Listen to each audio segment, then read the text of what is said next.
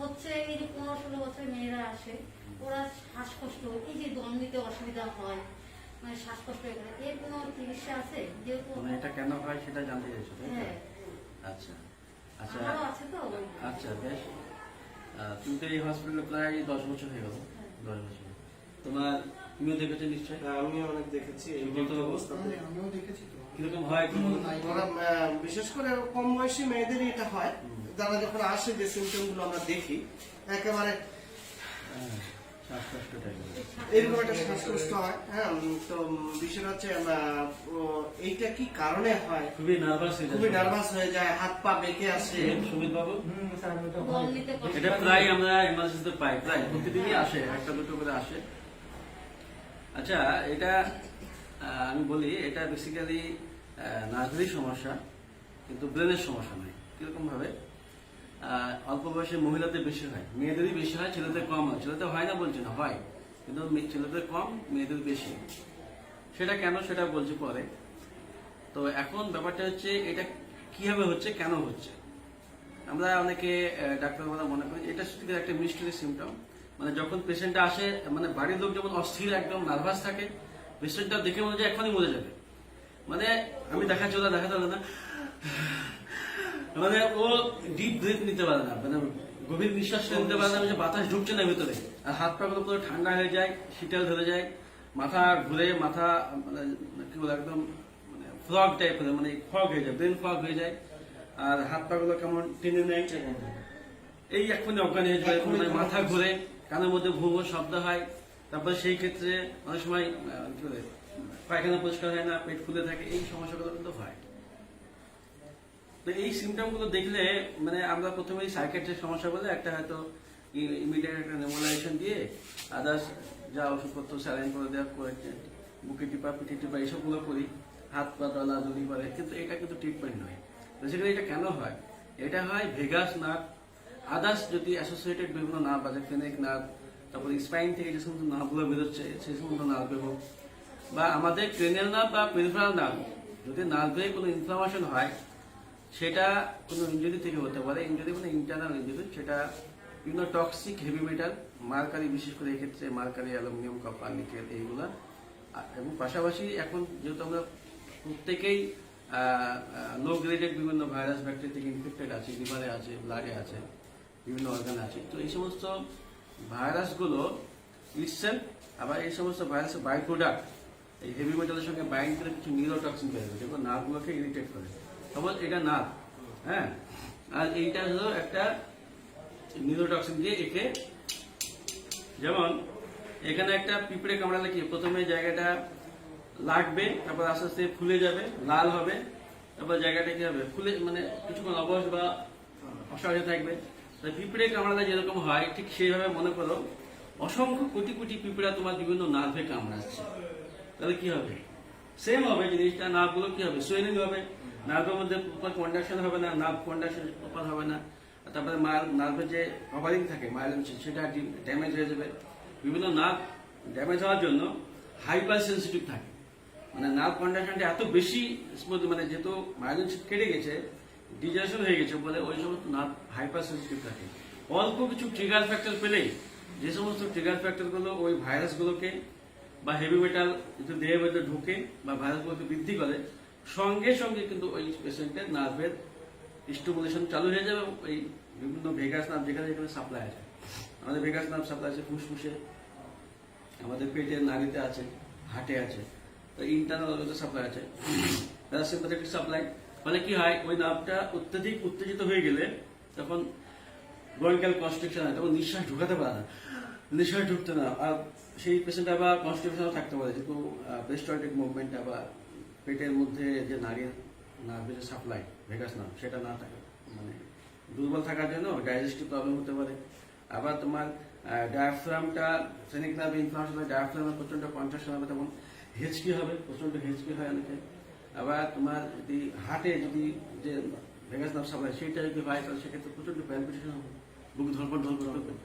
এবার fennec nerve মানে others nerve, মানে পেরিফেরাল নার্ভ, হাত পায়ে নার্ভে যদি সমস্যা হয়, নার্ভে যদি ইনফ্লেম হয়, সেক্ষেত্রে নার্ভগুলো প্রচন্ড পরিমাণে স্প্যাজম হওয়ার জন্য মাসল কন্ট্রাকশন হবে, শিরাগুলো ভেনগুলো আর্টারিগুলো কনস্ট্রিকশন হয়ে যাওয়ার ফলে হাত পাগুলো সাপ্লাই ব্লাড যখন হাত পা ঠান্ডা হয়ে যায়, মানে এই জিনিসগুলো একের পর এক আসছে। গোড়াটা কিন্তু ক্রেনিয়াল নার্ভ বা পেরিফেরাল নার্ভের ওই নিউরোটক্সিনে ড্যামেজ হওয়ার জন্য। তো নিউরোটক্সিন কি, এই বিভিন্ন eastern virus, single virus, HSV6 virus, others বিভিন্ন ভাইরাস যেগুলো আমাদের বডিতে, লিভারে বা লিম্ফ্যাটিক সিস্টেমে, ব্লাডে আছে, আমরা বুঝতে পারছি না, সিমটম বিশেষ কিছু নেই কিন্তু লো গ্রেডের আছে। যেমন এখন করোনা হচ্ছে, করোনার জন্য কি আমরা সবার সিমটম থাকছে না, অনেকে থাকছে না, সিমটম থাকছে না, কিন্তু তার অসুখ আছে, জীবাণু আছে। সেরকম ভাবে কিছু কিছু ভাইরাস যেগুলো আমরা জন্ম থেকে বহুদিন থেকে পাচ্ছি, আমাদের পিতামাতারও ছিল, সেরকম ভাইরাস আমাদের প্রত্যেকটা লোকের দেহের মধ্যেই আছে, থাকবেই, যেগুলো কোনো ট্রিগার ফ্যাক্টর পেলেই সঙ্গে সঙ্গে কিন্তু সিমটম চালু হয়ে যাবে। হ্যাঁ, ওই ধরো সাপোজ কোনো ব্যক্তি রেস্টুরেন্টে খেতে গেছে, একটু হয়তো তেলে ভাজা জিনিস বা MSG কন্টেনিং অ্যাসপার্টেম এসব জিনিস বেশি খেয়েছে, বা বাড়িতে কোনো ইমোশন, প্রচন্ড টেনশন, ঝামেলা এরকম হয়েছে, বা এমন কিছু হয়েছে যেগুলো জন্য তার ব্লাডে এপিনেফ্রিন লেভেলটা বেড়ে গেছে, অথবা তার ওই ভাইরাসটা বৃদ্ধি পেয়ে গেছে, অথবা বেশি পরিমাণে টক্সিনটা জমেছে, এমন যে কোনো জিনিস যদি তার দেহের মধ্যে ঢুকে, ইমোশনে হোক বা ফিজিক্যালি হোক, তাহলে তার নার্ভের স্টিমুলেশনটা আরো বেশি হবে। যেহেতু অলরেডি নার্ভটা হাইপার সেন্সিটিভ আছে, ও অল্প কিছু ট্রিগার ফ্যাক্টর গেলে সঙ্গে সঙ্গে ওই নার্ভটা অত্যাধিক উত্তেজিত হয়ে গেলে তখন মানে ইরেগুলার কন্ট্রাকশনের জন্য তখন এই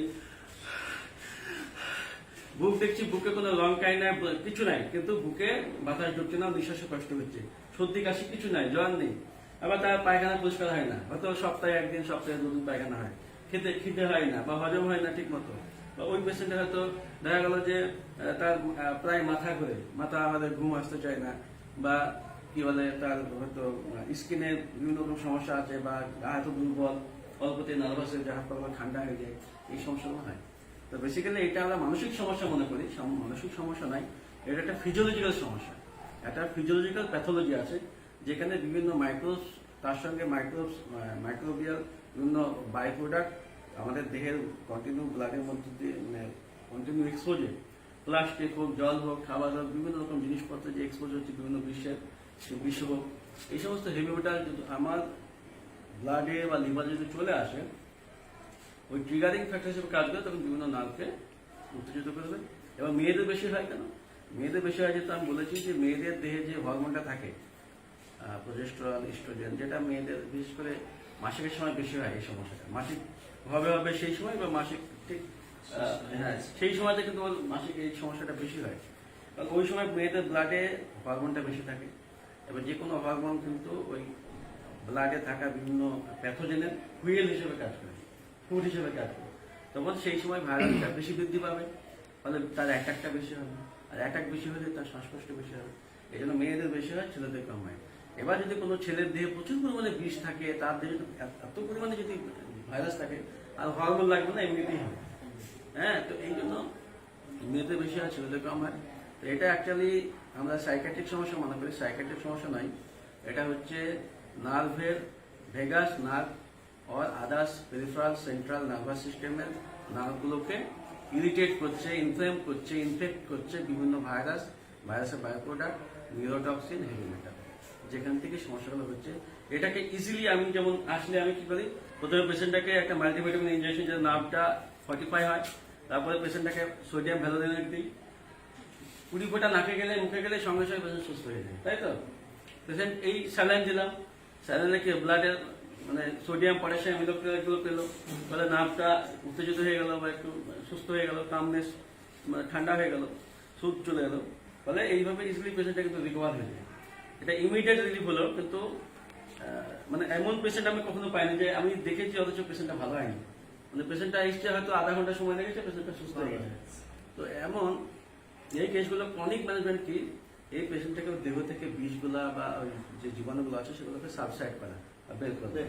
তার জন্য কিছু খাবারের নিয়মগুলো মানতে হবে, কিছু এক্সট্রা হিলিং ফুড, যেগুলো ড্রাগন ফ্রুট, ব্লুবেরি বা মৌসুমি, কমলা, আপেল, যেহেতু ফলগুলো বেশি খেতে হবে, কিছু ইনফ্লামেটরি ফুড, ডিম, দুধ, গমের জিনিস, সয়াবিন, যেগুলো আমি সবাইকে বলি, এগুলো অ্যাভয়েড করলে কিছু হয়তো নার্ভ মাল্টিভিটামিন দিলাম, যাতে যেগুলো নার্ভটা ড্যামেজ হয়েছে সেগুলো ঠিক হবে, তাহলে পেশেন্টটা কিন্তু একদম কমপ্লিট হবে। স্যার আমি আরেকটা দেখেছি কোশ্চেন এই পেশেন্ট গুলো কি হয়, মানে ভালো হয় না, ওষুধ খেয়ে খেয়ে থাকে। হ্যাঁ হ্যাঁ, স্যার আরেকটা কোশ্চেন ছিল, হ্যাঁ। ওই যে মানে শ্বাস বন্ধ হয়ে যাওয়া, নিঃশ্বাস বন্ধ হয়ে যাওয়া বা আপনার কি দম নিতে কষ্ট হচ্ছে। দম নিতে কষ্ট হয়, ওটার সঙ্গে সঙ্গে হাত পা টান ধরে স্যার রোগগুলো। হ্যাঁ, ওটা তো বললাম যে ওই ভেগাস নার্ভ, যেটা যে নার্ভটা তোমার হার্টে এবং ফুসফুসে সাপ্লাই করছে, এবং অন্যান্য নার্ভ যেমন বিভিন্ন পায়ে হাতের নার্ভ, যেগুলো পেরিফেরাল নার্ভ আর কি, যেগুলো তোমার ঐচ্ছিক নার্ভ, সে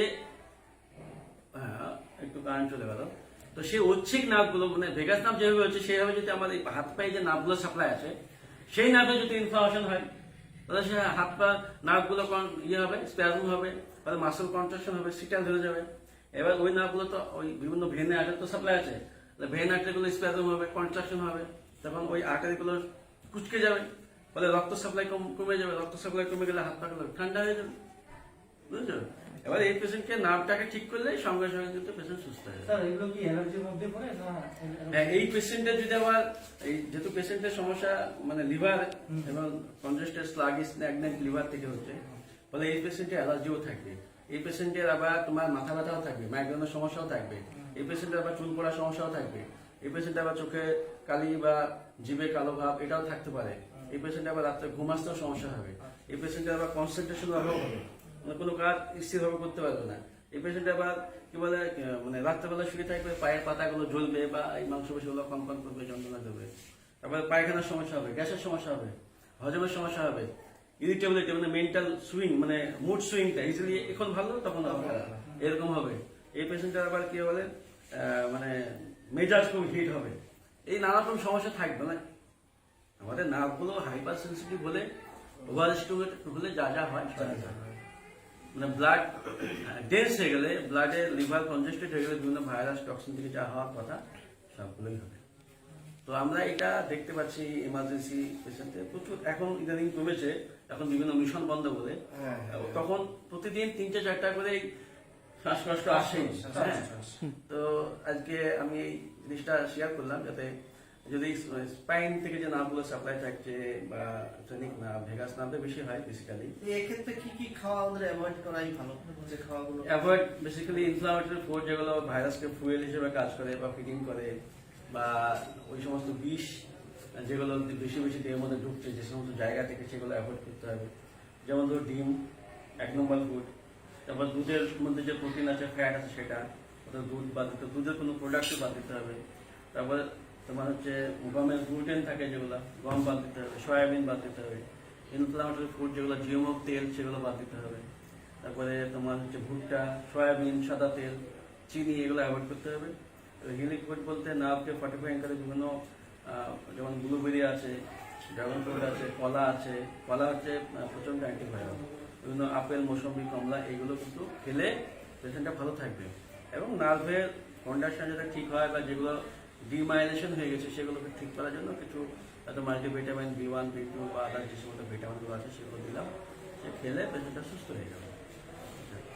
আর এটা হচ্ছে ওই টক্সিনটাকে আর নার্ভটাকে নিউরোটক্সিনটাকে বের করার জন্য যা যা প্রক্রিয়া আছে সেগুলো মানতে হবে। লিভারকে ঠিক রাখতে হবে, লেবু জলটা বেশি বেশি খেতে হবে, এই মোটামুটি খাবার নিয়ে মানে কিছু ওষুধ লাগবে সামনে।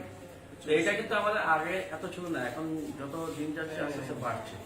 তো আমি সকলকে জানানোর সাথে এটাই বলতে চাই যে আপনারা এই সমস্যা নিয়ে যেমন দুশ্চিন্তায় থাকেন, সেই দুশ্চিন্তা কমানোর সাথে আমি আসল তথ্যটা শেয়ার করলাম, যাতে সবাই সঠিক তথ্যের ভিত্তিতে আপনাদের বাড়িতে ছেলেমেয়েরা যারা অল্প বয়সী, যারা এই সমস্যা হচ্ছে, তাদেরকে এই আমি যে অ্যাডভাইস দিলাম সেভাবে চালানোর চেষ্টা করেন, দেখবেন ইনশাআল্লাহ ভালো থাকবে। আর কিছু জিজ্ঞাসা আছে সুব্রত বাবু? তুমি ধরবো না স্যার, এইগুলোর ওষুধ রত্না, না এইগুলো আপনার চিকিৎসা তোমার সমস্যা হয় তো মাঝে মধ্যে না? ভালো হয়। দেখো চোখের নিচে কালি আছে, দিকটা দেখাতে পারবা? পান দিয়েছো, ঘাড়ে পেটে ব্যথা, এগুলো সব ব্যথা হয়। তারপরে মেয়েদের হলে মেয়েদের সময় আবার সাদা সাপ মাসিকের গন্ডগোল থাকবে। তারপরে পায়ে রাত্রেবেলা যন্ত্রণা হয়, জ্বালা করে, মাথা চুল পড়ে। তারপরে তোমার হচ্ছে হজমের সমস্যা আছে, গ্যাসের সমস্যা আছে, সবই আছে। তলপেটে মানে গাইনির সমস্যা আছে, হ্যাঁ সবই আছে, সব থাকবে। এটা একদম কমন, এটা যে আমার দেহের ভাষা, এটা বুঝতে হবে। ঠিক আছে, ধন্যবাদ। হ্যাঁ ধন্যবাদ।